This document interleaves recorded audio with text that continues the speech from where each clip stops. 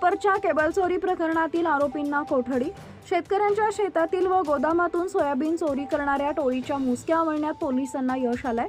या कारवाईत पोलिसांनी एकूण 5 गुन्ह्यांची उकल केली आहे. तसेच आरोपींजवळून रेल्वे विभागाचे अंदाजे 3 टन कॉपर केबल जप्त केलंय. या आरोपींना न्यायालयात हजर केल्यानंतर त्यांची कोठडी रवानगी करण्यात आलेली आहे.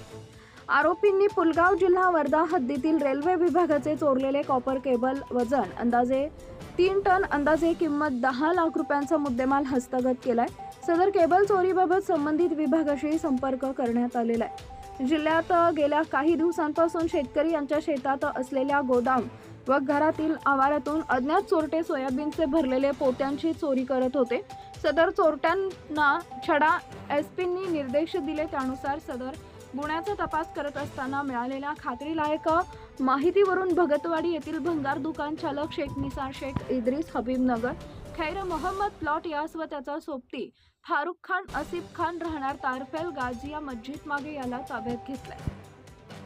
आरोपींनी जिल्ह्यातील बाळापूर, पातूर, जुने शहर, बार्शी टाकळी हद्दीतील शेतकऱ्यांचे सोयाबीन तसेच अकोट ग्रामीण हद्दीतून पाणी पुरवठा विभागाच्या गोडाऊनमधील साहित्य चोरल्याची कबुली दिली.